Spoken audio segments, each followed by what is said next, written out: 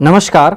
राष्ट्रीय शिक्षा नीति 2020 को हम इस वीडियो में जानने का प्रयास करेंगे। तो चलिए आज शुरू करते हैं। इसमें सबसे पहले हम जानेंगे इसका परिचय। शिक्षा पूर्ण मानव क्षमता को प्राप्त करने, एक न्याय संगत और न्यायपूर्ण समाज के विकास और राष्ट्रीय विकास को बढ़ावा देने के लिए मूलभूत आवश्यकता है। गुणवत्तापूर्ण शिक्षा तक सार्वभौमिक पहुंच प्रदान करना, वैश्विक मंच पर सामाजिक न्याय और समानता, वैज्ञानिक उन्नति, राष्ट्रीय एकीकरण और सांस्कृतिक संरक्षण के संदर्भ में भारत की सतत प्रगति और आर्थिक विकास की कुंजी है। सार्वभौमिक उच्चतर स्तरीय शिक्षा वह उचित माध्यम है जिसमें देश की समृद्ध प्रतिभा और संसाधनों का सर्वोत्तम विकास और संवर्धन व्यक्ति, समाज, राष्ट्र और विश्व की भलाई के लिए किया जा सकता है। इसके अगले दशक में भारत दुनिया का सबसे युवा जनसंख्या वाला देश होगा। जैसा कि हम जानते हैं कि हमारे यहाँ जनसंख्या बहुत तेज़ी से बढ़ भी रही है और इसमें युवा जो हैं उनकी संख्या भी बहुत तेज़ी से बढ़ रही है। तो अगले दशक में हम विश्व के सबसे अधिक युवा जनसंख्या वाले देश बन जाएंगे और इन युवाओं को उच्चतर गुणवत्तापूर्ण शैक्षिक अवसर उपलब्ध कराने पर ही भारत का भविष्य निर्भर करेगा। भारत द्वारा 2015 में अपनाए गए सतत विकास एजेंडा 2030 के लक्ष्य 4 SDG 4 में परिलक्षित वैश्विक शिक्षा विकास एजेंडा के अनुसार विश्व में 2030 तक सभी के लिए समावेशी और समान गुणवत्ता युक्त शिक्षा सुनिश्चित करने और जीवन पर्यंत शिक्षा के अवसरों को बढ़ावा दिए जाने का लक्ष्य है। तो सभी को समान शिक्षा के अवसर और जीवन पर्यंत शिक्षा ग्रहण करने के अवसर प्रदान करना, ये लक्ष्य है। इस तरह के उदात्त लक्ष्य के लिए संपूर्ण शिक्षा प्रणाली को समर्थन और अधिगम को बढ़ावा देने के लिए पुनर्गठित करने की आवश्यकता होगी ताकि सतत विकास के लिए 2030 एजेंडा के सभी महत्वपूर्ण टारगेट और लक्ष्य SDG प्राप्त किए जा सकें। तो ज्ञान के परिदृश्य में पूरा विश्व तेजी से परिवर्तन के दौर से गुजर रहा है। जैसा हम जानते हैं कि ज्ञान के क्षेत्र में पूरा विश्व तेजी से बढ़ रहा है। बिग डेटा, मशीन लर्निंग और आर्टिफिशियल इंटेलिजेंस जैसे क्षेत्रों में हो रहे बहुत से वैज्ञानिक और तकनीकी विकास के चलते एक और विश्व भर में अकुशल कामगारों की जगह मशीनें काम करने लगी हैं। नए नए आविष्कार हुए तो अकुशल कामगारों की जगह में मशीनें काम कर रही हैं। और दूसरी ओर डेटा साइंस, कंप्यूटर साइंस और गणित के क्षेत्रों में ऐसे कुशल कामगारों की जरूरत और मांग बढ़ेगी जो विज्ञान, समाज विज्ञान और मानविकी के विविध विषयों में योग्यता रखते हों। इसलिए परिवर्तन आवश्यक है। जलवायु परिवर्तन, बढ़ते प्रदूषण और घटते प्राकृतिक संसाधनों की वजह से हमें ऊर्जा, भोजन, पानी, स्वच्छता आदि की आवश्यकताओं को पूरा करने के लिए नए रास्ते खोजने होंगे। और इस कारण भी जीव विज्ञान, रसायन विज्ञान, भौतिक विज्ञान, कृषि, जलवायु विज्ञान और समाज विज्ञान के क्षेत्रों में नए कुशल कामगारों की जरूरत होगी। कहाँ से मिलेंगे? महामारी और महामारी के बढ़ते उद्भव, संक्रामक रोग प्रबंधन और टीकों के विकास में सहयोगी अनुसंधान और परिणामी सामाजिक मुद्दे बहुविषयक अधिगम की आवश्यकता को बढ़ाते हैं।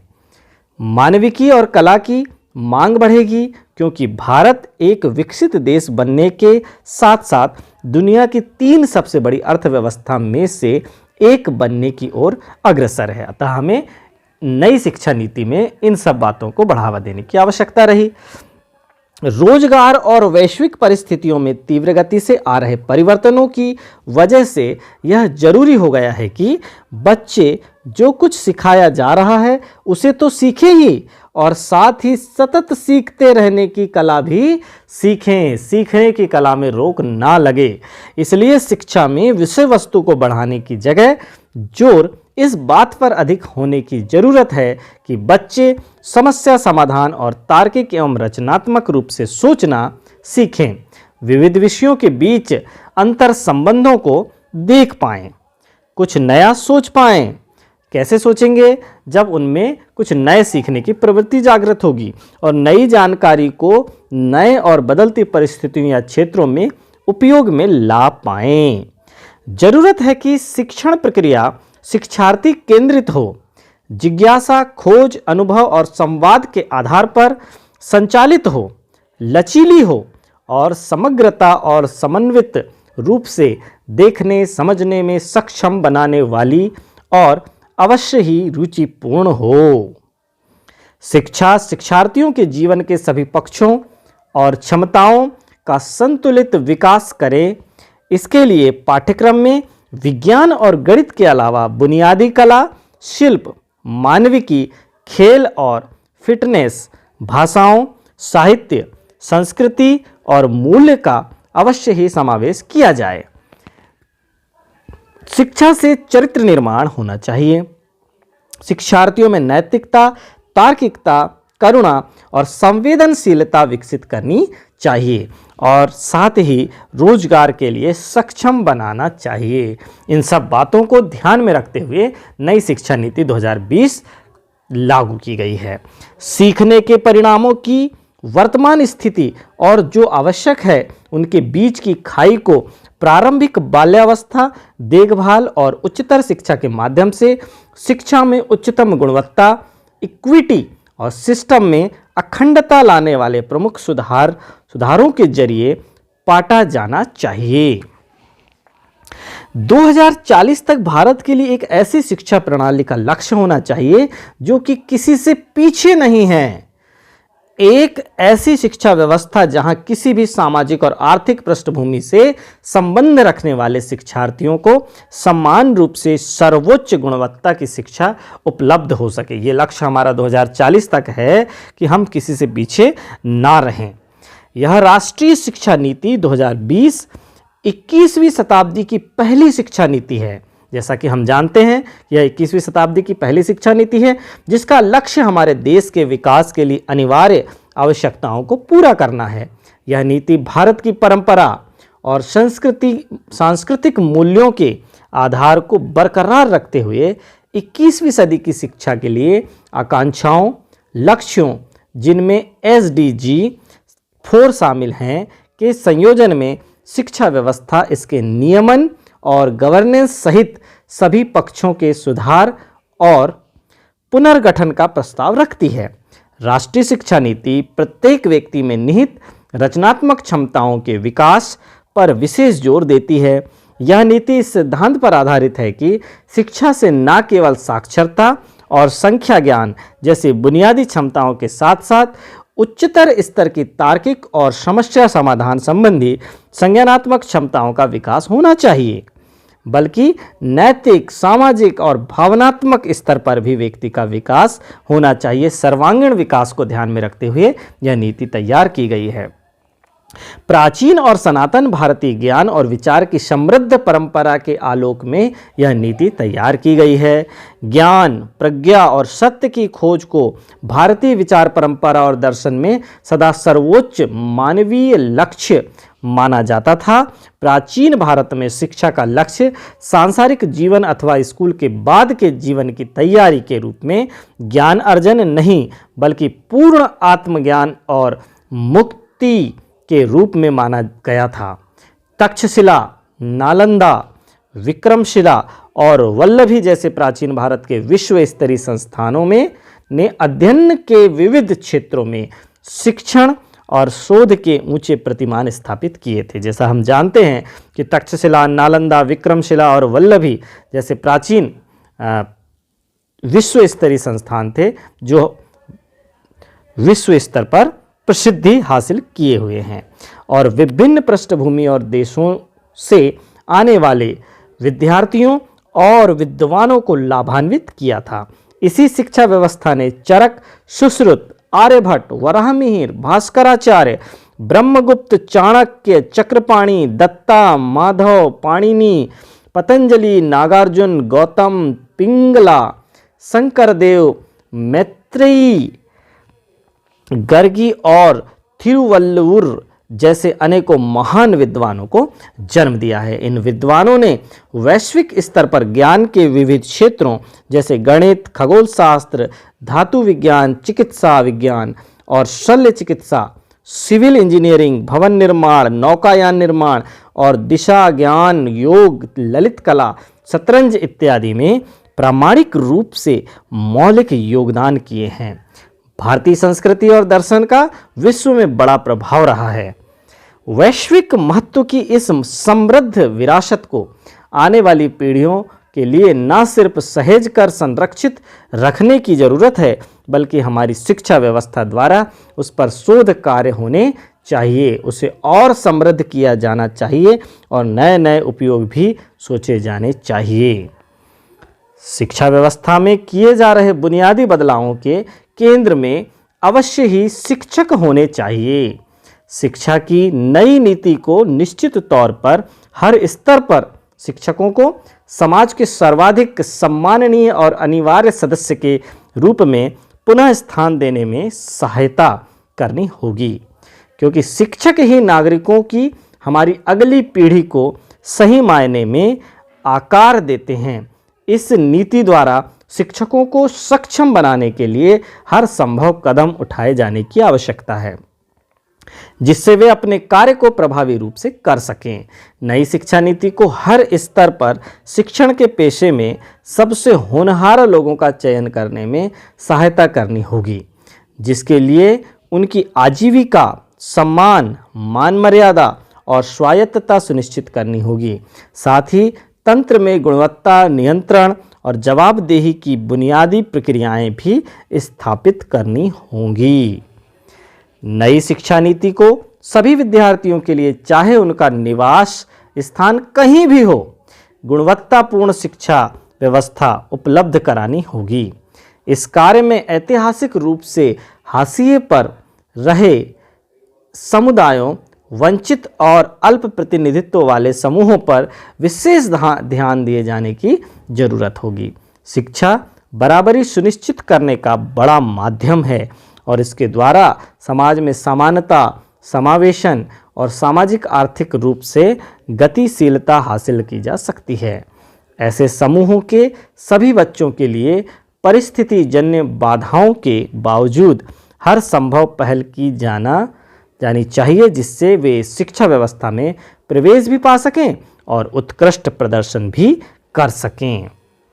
इन सभी बातों का नीति में समावेश भारत की समृद्ध विविधता और संस्कृति के प्रति सम्मान रखते हुए और साथ ही देश की स्थानीय और वैश्विक संदर्भ में आवश्यकताओं का ध्यान रखते हुए होना चाहिए।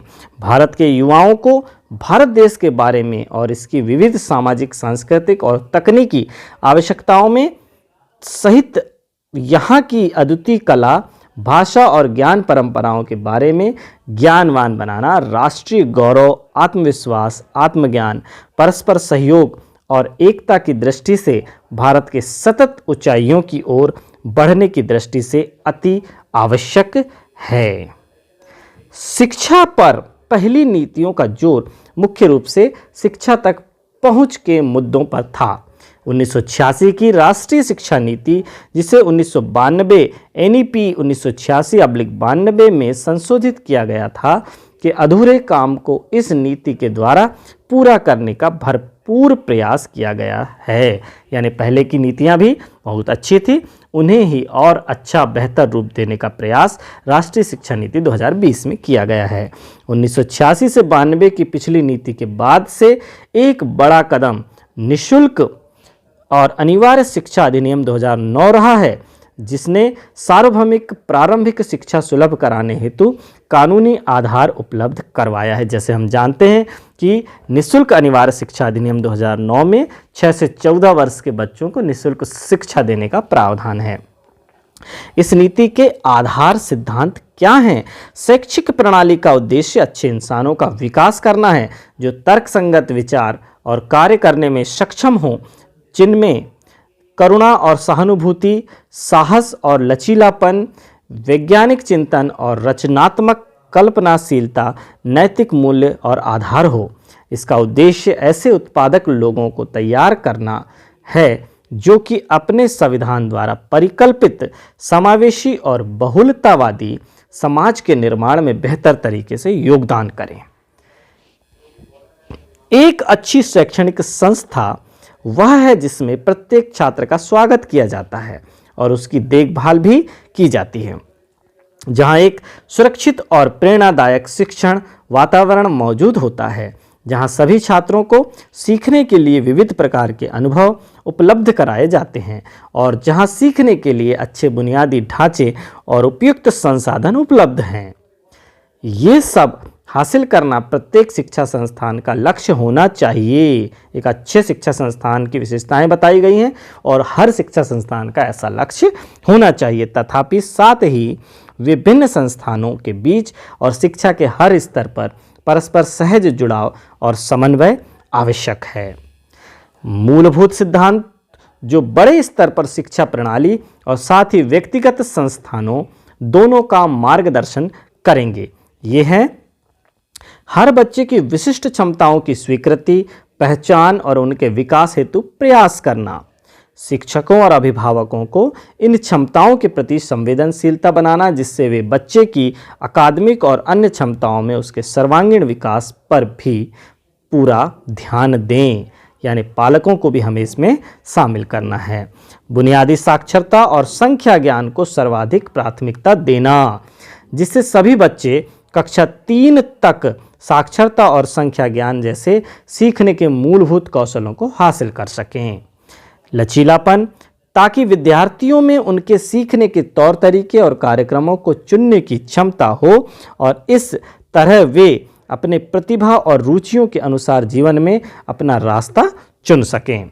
कला और विज्ञान के बीच, पाठ्यक्रम और पाठ्येतर गतिविधियों के बीच, व्यावसायिक और शैक्षणिक धाराओं आदि के बीच कोई स्पष्ट अलगाव ना हो जिससे ज्ञान क्षेत्रों के बीच हानिकारक ऊंच नीच और परस्पर दूरी एवं असंबद्धता को दूर किया जा सके। सभी ज्ञान की एकता और अखंडता को सुनिश्चित करने के लिए एक बहुविषयक दुनिया के लिए विज्ञान, सामाजिक विज्ञान, कला, मानविकी और खेल के लिए एक बहुविषयक समग्र शिक्षा का विकास, अवधारणात्मक समझ पर जोर, ना कि रटंत पद्धति और केवल परीक्षा के लिए पढ़ाई। केवल परीक्षा के लिए पढ़ाई, नंबरों के लिए पढ़ाई और रटंत पद्धति, इस पर बच्चे का ध्यान ना हो, अवधारणाओं पर हो कि वो जिसे हम समझाना चाहते हैं वो अच्छी तरह से उस टॉपिक को समझ पाया है या नहीं। रचनात्मक और तार्किक सोच, तार्किक निर्णय लेने और नवाचार को प्रोत्साहन करने के लिए ये रचनात्मक और तार्किक सोच आवश्यक है। नैतिकता, मानवीय और संवैधानिक मूल्य जैसे सहानुभूति, दूसरों के लिए सम्मान, स्वच्छता, शिष्टाचार, लोकतांत्रिक भावना, सेवा की भावना, सार्वजनिक संपत्ति के लिए सम्मान, वैज्ञानिक चिंतन, स्वतंत्रता, जिम्मेदारी, बहुलतावाद, समानता और न्याय के लिए नैतिकता, मानवीय और संवैधानिक मूल्य आवश्यक है। बहुभाषिकता और अध्ययन अध्यापन के कार्य में भाषा की शक्ति को प्रोत्साहन, जीवन कौशल जैसे आपसी संवाद, सहयोग, सामूहिक कार्य और लचीलापन, सीखने के लिए सतत मूल्यांकन पर जोर, इसके बजाय कि साल के अंत में होने वाले परीक्षा को केंद्र में रखकर शिक्षण हो, इससे कि आज की कोचिंग संस्कृति को ही बढ़ावा मिलता है कि साल भर में हमने तैयारी करवा दिया और वार्षिक परीक्षा की तैयारी बच्चे ने अच्छे से कर लिया, तो उसके बजाय हमें अब सतत मूल्यांकन पर जोर देने की आवश्यकता है। तकनीकी व यथासंभव उपयोग पर जोर, अध्ययन अध्यापन कार्य में भाषा संबंधी बाधाओं को दूर करने में, दिव्यांग बच्चों के लिए शिक्षा को सुलभ बनाने में और शैक्षणिक नियोजन और प्रबंधन में हमें तकनीकी पर विशेष जोर देने की आवश्यकता है। सभी पाठ्यक्रम, शिक्षण शास्त्र और नीति में स्थानीय संदर्भ की विविधता और स्थानीय परिवेश के लिए एक सम्मान हमेशा ध्यान में रखते हुए कि शिक्षा एक समवर्ती विषय है। सभी शैक्षिक निर्णयों की आधारशिला के रूप में पूर्ण समता और समावेशन, साथ ही शिक्षा को लोगों की पहुंच और सामर्थ्य के दायरे में रखना, यह सुनिश्चित करने के लिए कि सभी छात्र शिक्षा प्रणाली में सफलता हासिल कर सकें। स्कूली शिक्षा से उच्चतर शिक्षा तक सभी स्तरों के शिक्षा पाठ्यक्रम में तालमेल, प्रारंभिक बाल्यावस्था, देखभाल तथा शिक्षा से। शिक्षकों और संकाय को सीखने की प्रक्रिया का केंद्र मानना, उनकी भर्ती और तैयारी की उत्कृष्ट व्यवस्था, निरंतर व्यावसायिक विकास और सकारात्मक कार्य वातावरण और सेवा की स्थिति। शैक्षिक प्रणाली की अखंडता, पारदर्शिता और संसाधन कुशलता ऑडिट और सार्वजनिक प्रकटीकरण के माध्यम से सुनिश्चित करने के लिए एक हल्का लेकिन प्रभावी नियामक ढांचा, साथ ही साथ स्वायत्तता, सुशासन और सशक्तिकरण के माध्यम से नवाचार और आउट ऑफ द बॉक्स विचारों को प्रोत्साहित करना। गुणवत्तापूर्ण शिक्षा और विकास के लिए उत्कृष्ट स्तर का शोध, शैक्षिक विशेषज्ञों द्वारा निरंतर अनुसंधान और नियमित मूल्यांकन के आधार पर प्रगति की सतत समीक्षा, भारतीय जड़ों और गौरव से बंधे रहना और जहां प्रासंगिक लगे वहां भारत की समृद्ध और विविध प्राचीन और आधुनिक संस्कृति और ज्ञान प्रणालियों और परंपराओं को शामिल करना और उससे प्रेरणा पाना। शिक्षा एक सार्वजनिक सेवा है। गुणवत्तापूर्ण शिक्षा तक पहुंच को प्रत्येक बच्चे का मौलिक अधिकार माना जाना चाहिए। एक मजबूत जीवंत सार्वजनिक शिक्षा प्रणाली में पर्याप्त निवेश, साथ ही सच्चे परोपकारी निजी और सामुदायिक भागीदारी को प्रोत्साहन और सुविधा। इस नीति का विजन क्या है? इस राष्ट्रीय शिक्षा का विजन भारतीय मूल्यों से विकसित शिक्षा प्रणाली है जो सभी को उच्चतर गुणवत्ता शिक्षा उपलब्ध कराने और भारत को वैश्विक ज्ञान महाशक्ति बनाकर भारत को एक जीवंत और न्याय संगत ज्ञान समाज में बदलने के लिए प्रत्यक्ष रूप से योगदान करेगी। नीति में परिकल्पित है कि हमारे संस्थानों की पाठ्यचर्या और शिक्षा विधि छात्रों में अपने मौलिक दायित्वों और संवैधानिक मूल्यों, देश के साथ जुड़ाव और बदलते विश्व में नागरिक की भूमिका और उत्तरदायित्वों की जागरूकता उत्पन्न करें। नीति का विजन छात्रों में भारतीय होने का गर्व न केवल विचार में बल्कि व्यवहार, बुद्धि और कार्यों में भी, और साथ ही ज्ञान, कौशल, मूल्यों और सोच में भी होना चाहिए, जो मानव अधिकारों, स्थायी विकास और जीवन व्यापन तथा वैश्विक कल्याण के लिए प्रतिबद्ध हो, ताकि वे सभी मायने में वैश्विक नागरिक बन सकें। तो यहाँ पर NEP 2020 का परिचय समाप्त होता है। धन्यवाद।